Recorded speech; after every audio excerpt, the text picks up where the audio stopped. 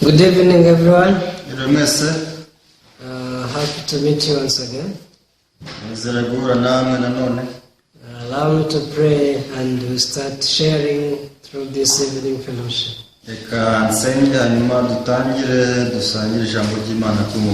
Dear Heavenly Father, we thank you. We thank you for your care. Because every day you care about our hearts. That's why you have given us this chance to listen to your word daily.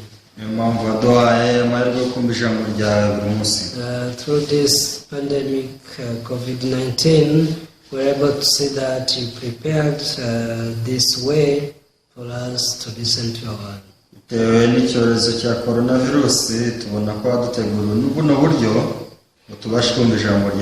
allow all viewers to receive the blessing through your word. Especially allow us to receive your word as it is through putting down our thoughts. Because you are the creator of everything. That's why what you know is true than what we know. So may you allow us to receive the truth from you. In the name of Jesus I pray. Amen. This evening we are going to read in the book of Hebrews. Hebrews chapter 3 verse 1 through 4. Please open your Bible if you have one. In the book of Hebrews chapter 3 verse 1 through verse 4.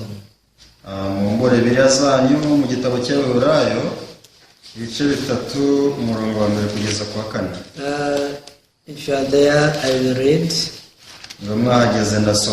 Hebrews chapter 3 verse 1 through verse 4.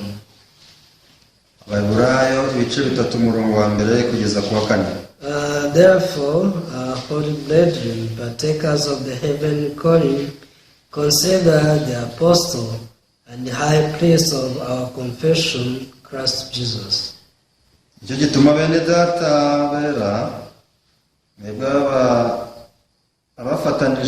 afatanije guhamagarwa kuva mu ijuru, mukwiriye gutekereza Yesu ari we ntumwa y'umutambyi mukuru w'ibyo twizera tukabyatura. Who was faithful to him who appointed him, as Moses also was faithful in all his house. Ukiranukira yamutoranije nk'uko Mose yakiranukaga mu nzu yayo yose hose. For this one has been counted worthy of more glory than Moses, inasmuch as he who built the house has more honor than the house.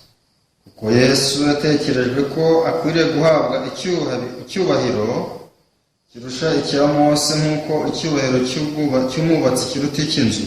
For every house is built by someone, but he who built all things is God. Kuko amazu yose agira uyubaka, ariko Imana niyo yubatse ibintu byose. Yes, we have read up to verse 4. Tugejeje ku murongo wa 4. This week I got a chance to meet two persons. Kimwero nagize amahirwe guhura n'abantu babiri. One is a wife who has delivered recently. Umwe ni umudamu uherutse kwibaruka. And I was able to discuss with her about the gospel. Rero twabashe kuganira ku butumwa bwiza. As I was talking to her, ubwo nari ndimo muvugisha, I came to realize that she has not yet received salvation. Naje kumenya ko atarakira agakiza.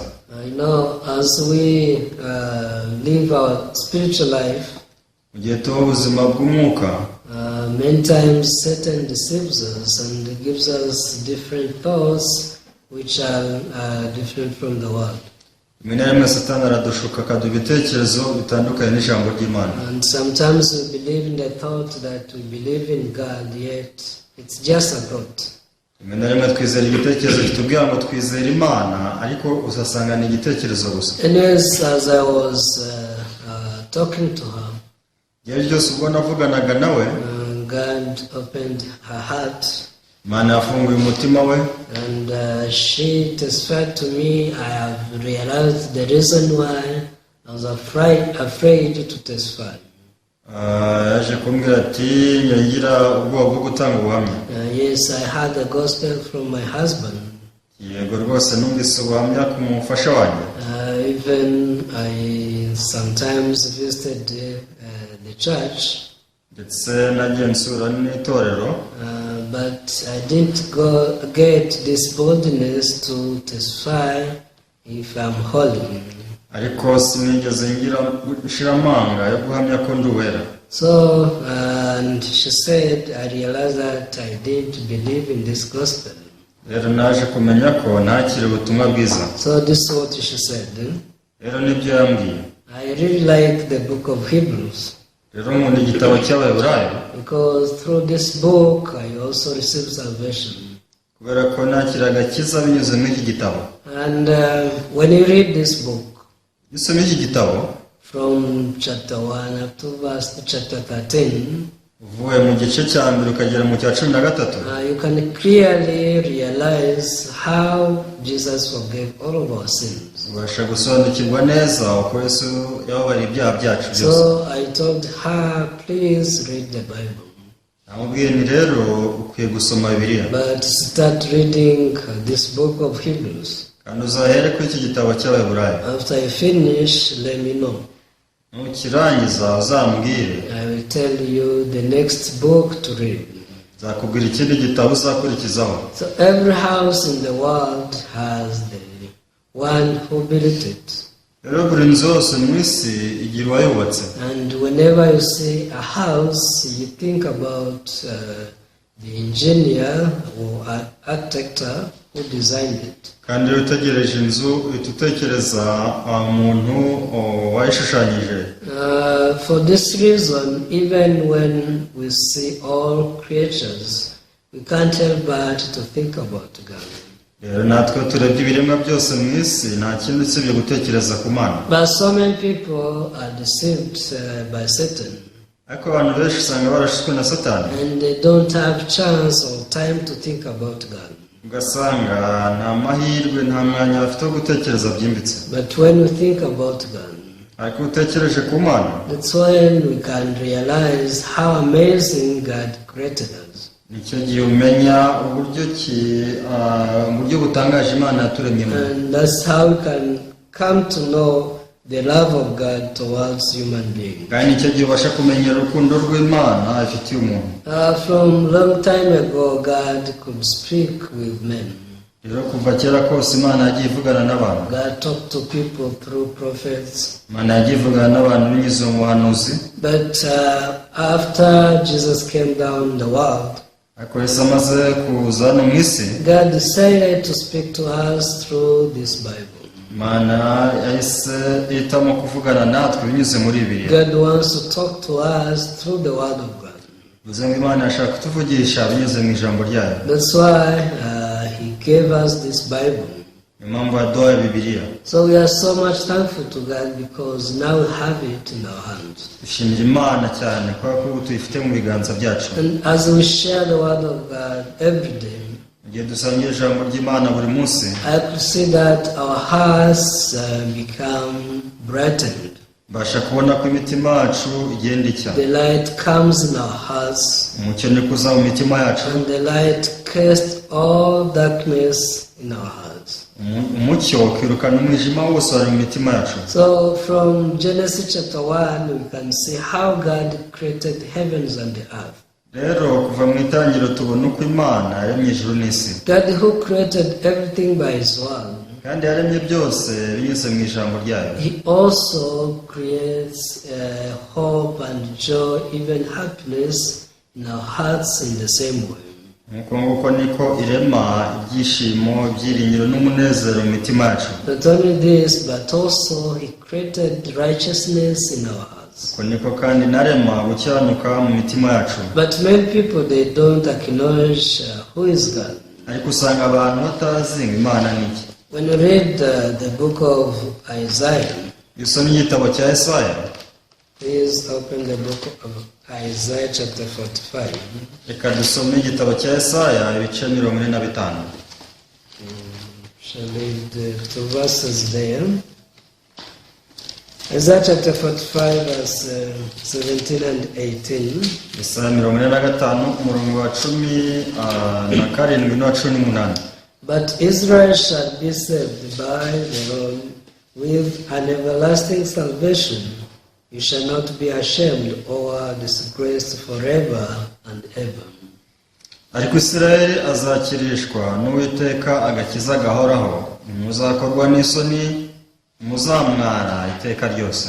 For thus says the Lord, who created the heavens, who is God, who formed the earth and made it, who has established it, who did not create it in vain, who formed it to be inhabited. I am the Lord, and there is no other. kuko Uwiteka waremye ijuru ari Imana, ari we waremye isi akayibumba akayikomeza. yayiremye idafite ishusho, ahubwo yayiremeye guturwamo, avuga ati ni njye Uwiteka nta wundi ubaho. Yes, this is who God is. iyi niyo Mana. God is the creator. Mana n'umuremyi. God created man. Mana yaremye umuntu. God created the earth. Mana yaremye isi. God created the heavens. irema ijuru. God created everything. irema ibintu byose. And by creating each and everything, he had a purpose. rero binyuze mu kurema byose yari afite umugambi. That's why God didn't just form or create. niyo mpamvu Imana itapfuye gushyira ibintu aho gusa. Unfortunately, when you read Genesis chapter 1, isomye igitabo cy'itangira igice cya mbere, especially verse 2 says that the earth was without form. biravuga ngo isi yari itagira ishusho. umurongo wa 2, Yes, it was formless, it was full of darkness, yari idafite ishusho, yari umwijima, and it was void. kandi yari ubusa. There was nothing. nta kintu cyari kiriho. But by reading Isaiah chapter 45, ariko usomye Yesaya 45, you can see that this was not the purpose of the creation. bigaragara ko ntabwo ari yo ntego y'irema. That's why God prepared the salvation. niyo mpamvu Imana yateguye agakiza. Whenever the Bible talks about the earth, igihe cyose Bibiliya ivuze ku isi, or when it talks about the world, ivuze ku isi, such terms like dust, like ground, the Bible is talking about our hearts. biravuga umukungugu, ubutaka, nta kindi ni imitima yacu. So when God created our hearts, rero Imana ubwo yaremaga imitima yacu, God wanted it to be inhabited. Imana yashakaga kwiturwa. God wanted to live inside our hearts. ntabwo Imana yashakaga kuba mu mitima yacu. God wanted to lead our life. yashakaga kuyobora imibereho yacu. Unfortunately, man fell nyamara umuntu amaze kugwa, after he was deceived by Satan. amaze gushwa na Satani, That's when he became formless. icyo gihe umuntu yahindutse udafite ishusho, And his heart became void. umutima we uba ubusa, And it was full of darkness. kandi wari wuzuye umwijima. However, God who is creator, ariko Imana y'umuremyi, as I said, he is able to create everything. uko nabivuze, ifite ububasha bwo kurema byose. That's why he prepared everlasting salvation. niyo mpamvu yateguye agakiza k'ibihe bidashira. So as we preach the gospel, iyo tubwiriza ubutumwa bwiza, we preach this everlasting salvation. tubwiriza aka gakiza k'ibihe bidashira. There are people who preach temporal salvation. hari abantu bigisha agakiza katari ukuri, whereby people receive salvation and lose it at the same time. abantu bashobora kwakira agakiza ariko kagakiza bakaba banagatakaza. You may receive that salvation today, ushobora kwakira agakiza nk'ako uyu but munsi, if you commit a mistake tomorrow, ariko wakora ikosa ejo you lose that salvation. kagakiza kagatakara. That is not biblical salvation. akaba ntabwo ari agakiza tugendeye kuri Bibiliya. So the true preacher preaches about everlasting salvation. umwigisha nyakuri agomba kwigisha agakiza nyakuri. That's why after God realized that man was deceived, niyo mpamvu Imana imaze kumenya ko umuntu yashutswe, he prepared everlasting salvation. yateguye agakiza k'ibihe bidashira. That's why Isaiah chapter 45 verse 17 says, niyo mpamvu Yesaya 45 umurongo wa 18 avuga ngo but Israel shall be saved by the Lord with an everlasting salvation. ngo Isirayeli azakirishwa agakiza k'iteka. You shall not be ashamed or disgraced forever and ever. nukwiye gusukurwa n'isoni. Yes, you are deceived by Satan yego ko washutswe na Satani and you fell into sin. kandi waguye mu cyaha, You became a sinner. ubu umunyabyaha. But once you receive this everlasting salvation, ariko igihe wakira aka gakiza k'ibihe bidashira, that is more than enough for you to be connected with God once again. aka karangije kugira ngo wongere uhuzwe n'Imana nanone. Because God did not just create him, kuko Imana ntabwo yapfuye kurema gusa, God had a reason. ariko yari ifite umugambi. In verse 18 the Bible says, umurongo wa 18 aravuga ngo for thus said the Lord who created the heavens, who is God, who formed the earth and made it. uko Uwiteka waremye ijuru ariwe Mana, ariwe waremye isi akayibumba akayikomeza. Who has established it, who did not create it in vain, who formed it to be inhabited. I am the Lord and there is no other. ntabwo yayiremye idafite ishusho, ahubwo yaremeye guturwamo, avuga ati njye Uwiteka nta wundi ubaho. So from here we can see the heart of God. ubu rero hano tubasha kubona umutima w'Imana. The heart of God when he created you Imana igihe yakuremaga, and when he created me. igihe yandemaga, God had a purpose. Imana yari ifite umugambi. As I said earlier, when a builder builds a house, niko nabivuze mbere, umwubatsi yubatse inzu yeah, he has a reason. aba afite impamvu. Maybe to live in, ahari ni ukuyituramo or to use it for business. cyangwa se kuyikoresha mu bugenza. Anyways, he designs that house according to the purpose of it. ibyo byose ayiha ishusho yayo bitewe n'icyo ashaka kuyikoreramo. Likewise, God created us, nuko ngukorera Imana yaraturemye having a reason. ifite umugambi, But Satan deceived man. Satani yashutse umuntu. Therefore, God prepared salvation for us. niyo mpamvu Imana yaduteguriye agakiza. So tonight we should be thankful to the Lord. rero ku mugoroba tugomba gushima Imana. In order to be thankful, you have to understand the love of God. kugira ngo ushime ni uko ugomba kumva urukundo rw'Imana. But so many people, they don't acknowledge His love. ariko abantu ntabwo bataha urukundo rwayo. Even though Jesus came down in the world and saved them, ubwo Yesu yaje mu isi akabakiza, they always think that salvation they received is not eternal. bahora batekereza ko agakiza bakiriye atari ak'iteka. They always live with fear bahorana ubwoba and condemnation. no kwiciraho iteka. But you should know that salvation from God is everlasting.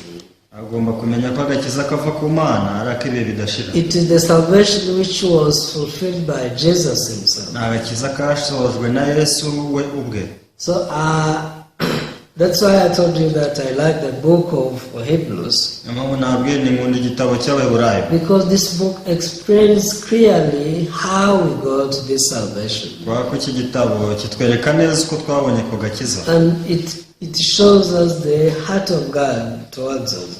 kitwereka umutima Imana idufitiye. Jesus saved us Yesu yaradukijije by just sacrificing his body and his blood. atanze umubiri n'amaraso ye. So let's read chapter 1, the book of Hebrews, verse 1 through 3. reka dusome igice cya mbere cy'Abaheburayo uhereye ku murongo wa mbere. Hebrews chapter 1 verse 1 through verse 3. Abaheburayo igice cya mbere umurongo wa mbere kugeza kwa gatatu. God who at various times and in various ways spoke in time past to the fathers by the prophets. Imana yavuganye n'abasokuruza mu kanwa k'abahanuzi mu bihe byinshi no mu buryo bwinshi. Has in these last days spoken to us by his Son, whom he has appointed heir of all things, through whom also he made the world. Aho muri iminsi imperuka yavuganiye natwe mu kanwa k'umwana wayo, uwo yashyiriyeho kuba umuragwa wa byose ari we yaremesheje isi. Who, being the brightness of his glory, and the express image of his person, and upholding all things by the word of his power, when he had by himself purged our sins, sat down at the right hand of the Majesty on high.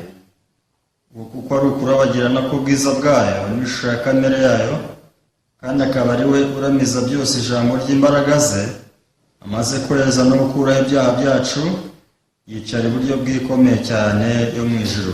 Yes, this is how God saved us. Uko nguko niko Imana yadukijije. A long time ago, God could speak to us through the prophets. Kera Imana yavuganiraga natwe mu kanwa k'abantu. He spoke to our fathers through the prophets. Yavuganiye n'abasokuruza bacu mu kanwa k'abantu. But today, Uyu munsi, now, even now God is speaking to you through his word. n'uyu mwanya Imana iri kuvugana nawe binyuze mu ijambo ryayo. Some people, they like prophecies, but they don't like to listen to the word of God. Abantu bakunda abahanuzi ariko ntibakunda kumva ijambo ry'Imana. But everyone, you have to know that God spoke to us through this Bible. Ariko buri wese mugomba kumenya ko Imana ishaka kutuvugisha binyuze muri iri jambo. God explains clearly how he created us and how we fell into sins and how God again redeemed us.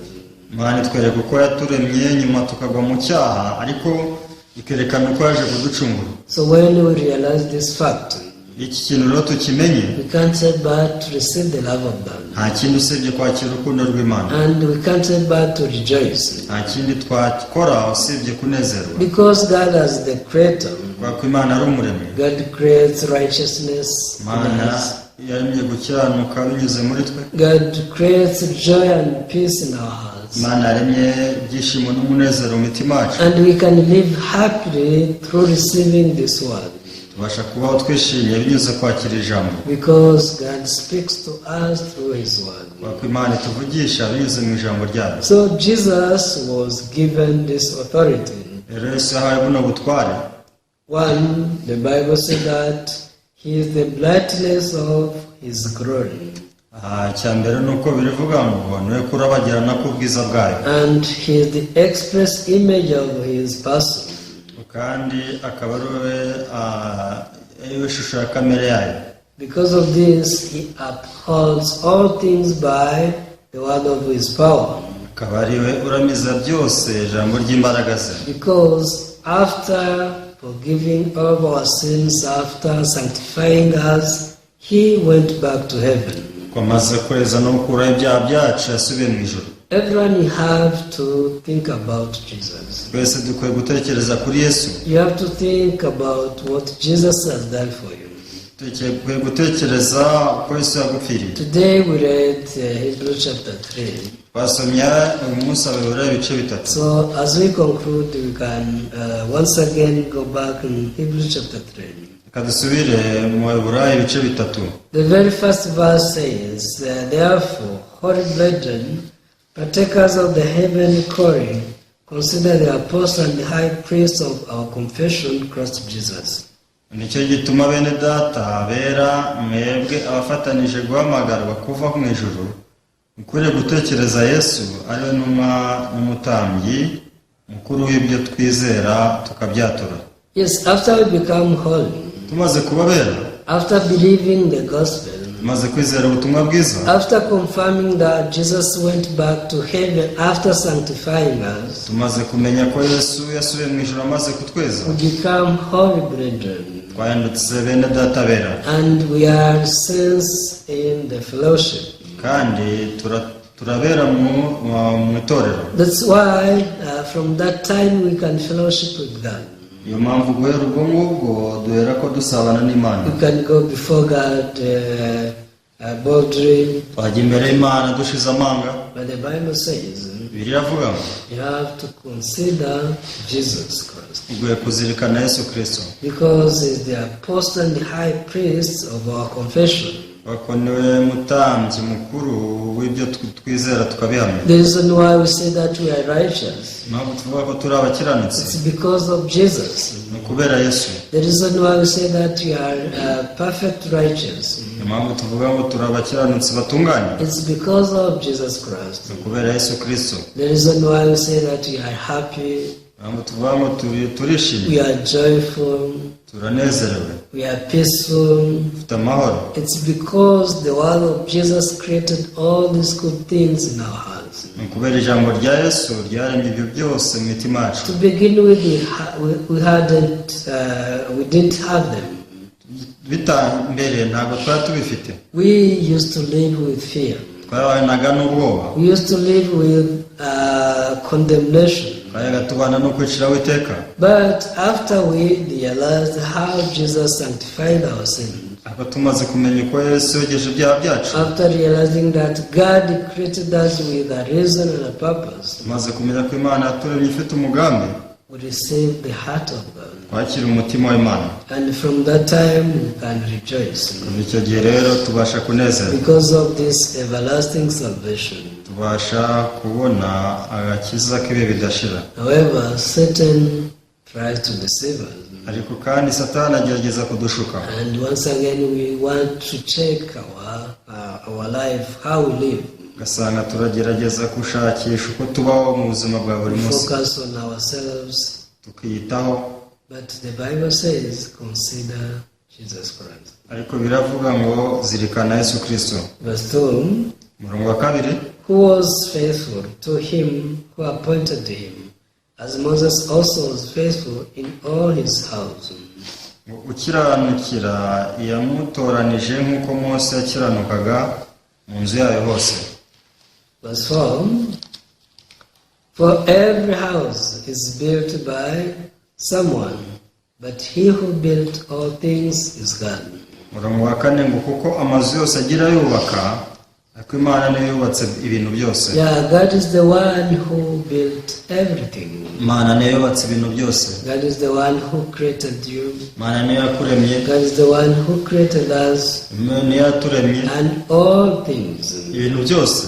And he appointed Jesus Kandi yashyizeho Yesu so that Jesus can be faithful in all things. kugira ngo Yesu abo kwiringirwa mu bintu byose, And he can also coordinate all things. kugira ngo abe ari we muhuza wa byose. So as we live inside of Jesus, Rero mu gihe dusabana na Yesu, tuba muri Yesu, that's when we can be happy.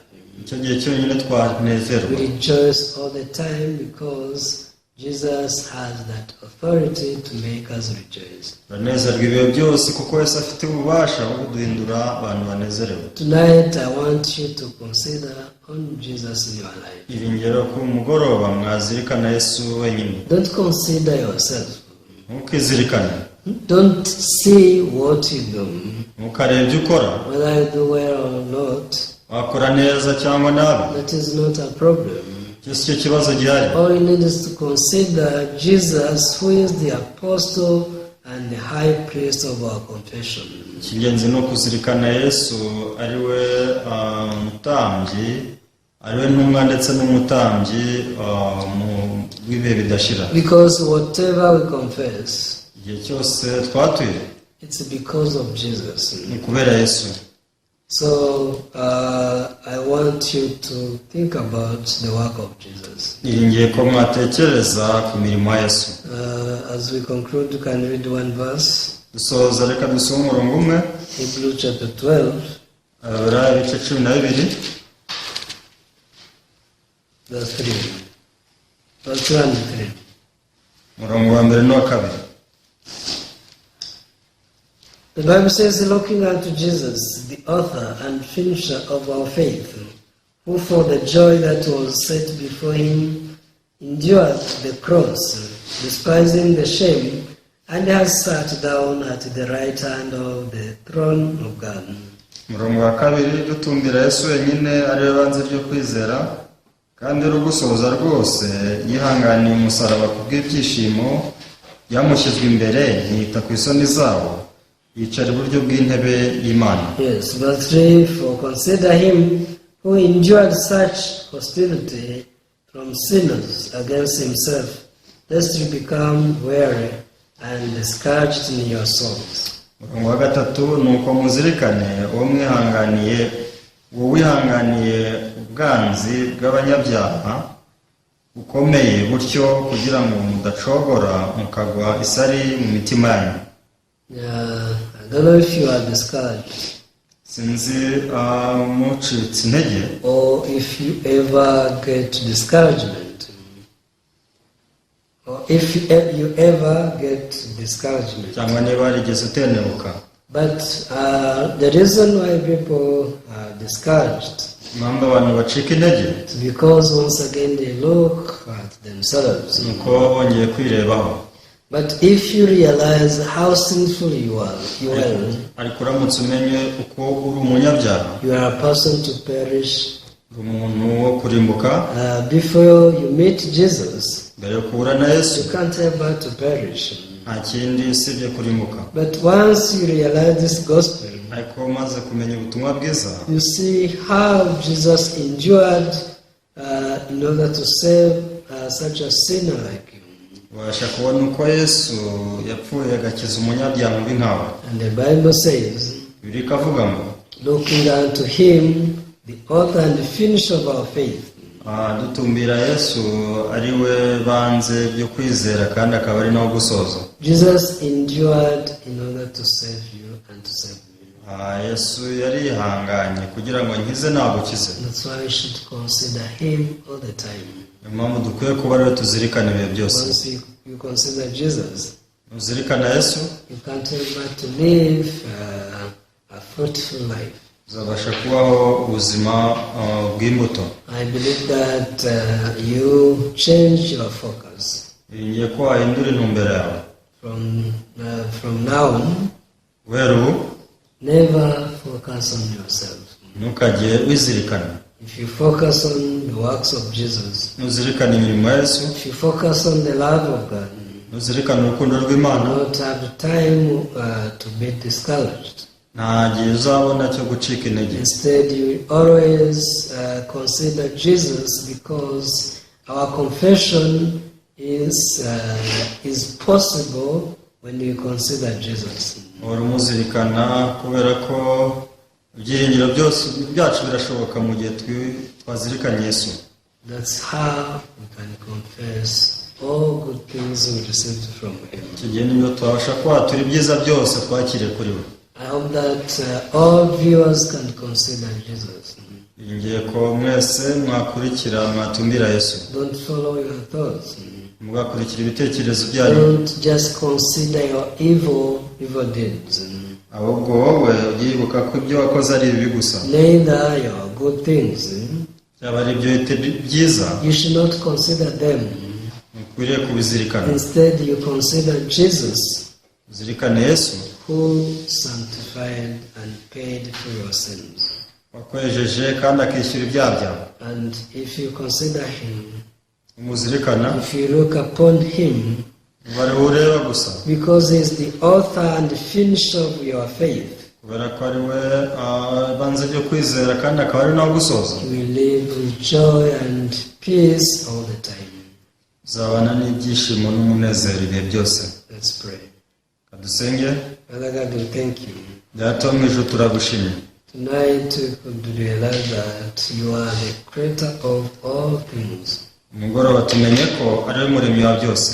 The things we can see and invisible things, ibyo tureba n'ibyo tutareba, all things were created by you. byose byaremwe nawe. And each and everything was made and was created with a purpose. kandi buri kimwe cyose cyabayeho kubw'umugambi we. Even you created us with a reason. kandi natwe waturemye ufite impamvu. Especially you wanted to live inside of us. washakaga kubaho muri twe. You wanted to lead our life. washatse kuyobora imibereho You yacu. wanted to pour your love and your mercy in us. washatse kuducunshumuraho urukundo n'impuhwe zawe. But so many people are deceived by Satan, nubwo abantu muri iyi minsi bashizwe na satani, and they consider you as someone who wants to destroy them. barakomeza bakizigira bakiringira uko barimbura. They consider God as if God will destroy them. usanga bizera imana ariko imana yo kubarimbura gusa. But God does not have the heart to destroy people. ariko imana nta gahunda ifite yo kurimbura abantu. Instead, God wants to save all people. ahubwo imana yashaka gukiza abantu bose. Indeed, you have saved all humanity. bakije ikiremwamuntu. By sending Jesus, you sanctified all of our sins. ubwo kohereza yesu wogeje ibyaha byacu. All you want us to do is just to consider Jesus who finished all of our sins. icyo ushaka ni uko tuzirikana yesu wakuye ibyaha byacu. And by looking unto him, we can rejoice and we can receive the true righteousness from you. binyuze kumureba rero tubasha gukizwa kandi twakira gukiranuka kwawe.